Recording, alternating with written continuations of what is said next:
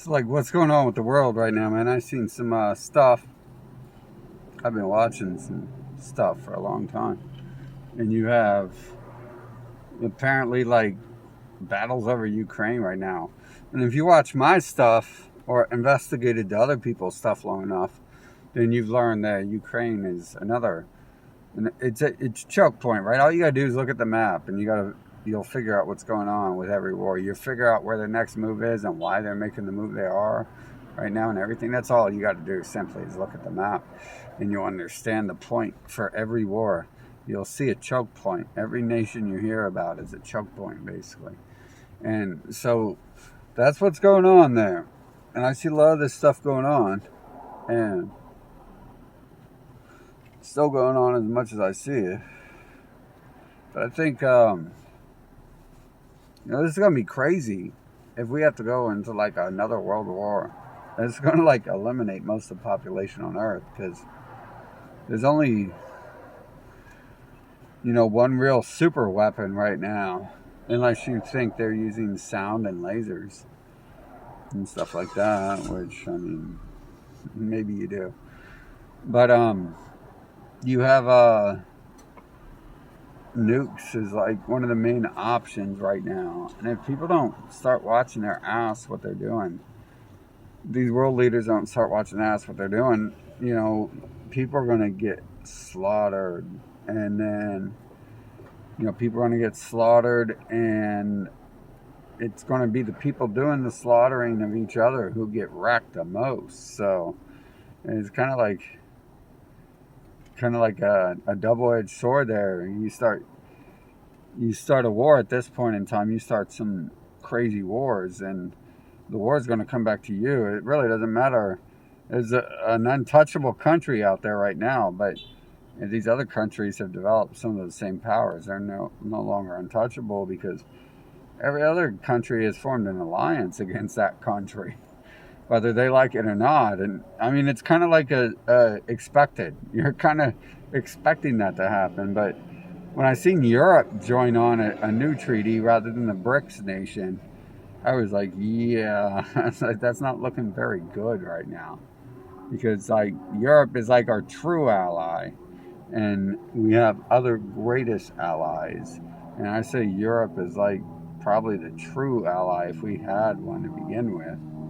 Although I question what really happened when America was founded and all that, and I look at the rest of the political climate in the world around that time, and I see that there's different things that were happening at those times, and it makes me think that maybe we're not all Europeans here in Europe, or in USA.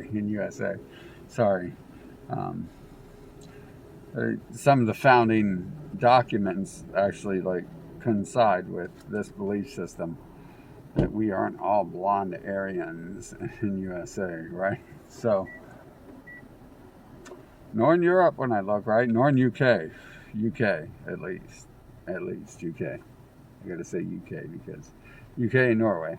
But anyways, yeah, I just thought I'd make a video, like another one. I made a longer one and I didn't upload it, and it had a better environment and all this stuff. But I just think people should like really calm down right now as opposed to try to foment some sort of world war, because when this happens, it's going to be like brutal, and a lot of stuff's going to happen, and a lot of stuff's going to change during those times. And pretty much the people out there in the front talking about this stuff are going to like get decimated. I mean, some of them might be protecting themselves, but there's like a lot of people out here making moves right now are going to be the main targets of other groups. And so you can think what you want from that, man. But I just thought I'd put this video out, man. That people should probably like, I know we all want to kill each other and stuff, but when you think about it, it's not that great of an idea. And with the weapons we have, we can just erase or be erased really easy. And I've seen a lot of stuff when I traveled that make me think it might be hard to erase a nation as large as USA. But then I look at the map and I was like, oh, well, Russia's just as large. They don't just have as many epicenters as we do, but and so is China. But China's like might be larger. I mean, we're talking about just pressing a button and like destroying large populations at a time. And how fast can you press buttons? And I can press buttons pretty fast.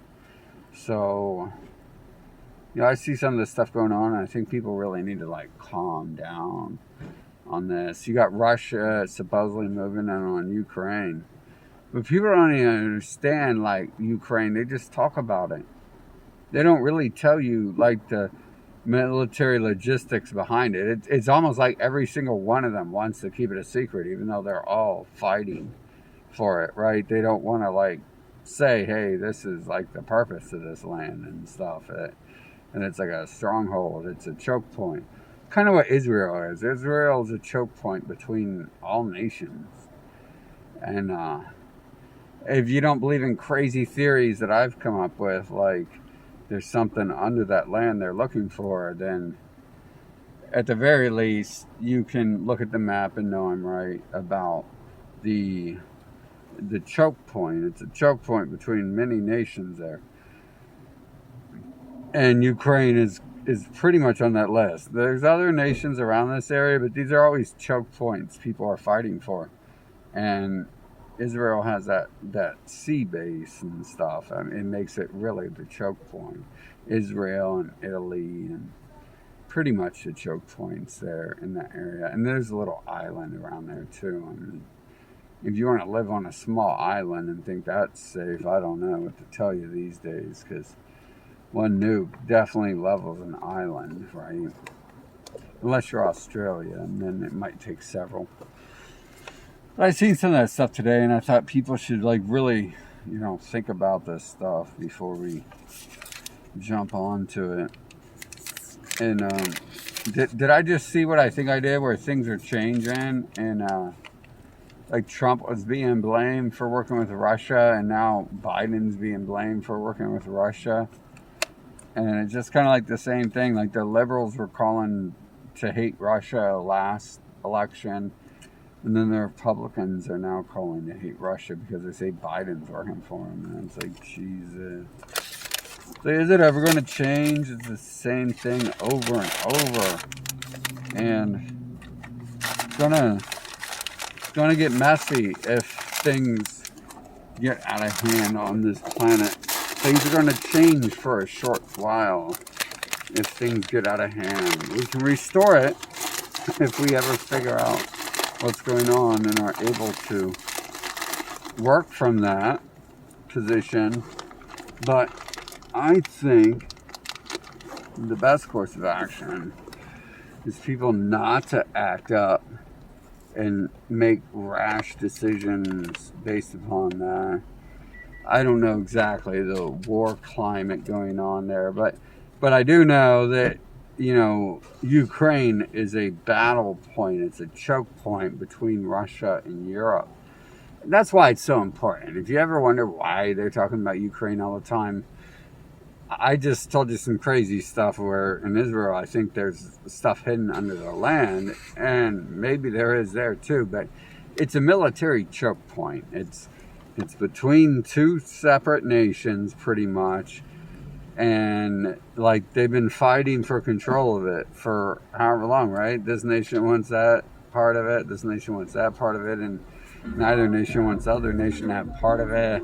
And the nation itself probably doesn't want either nation to have a part of it, which leaves you at a vast advantage when you're the middleman in between two nations who want to take over your nation.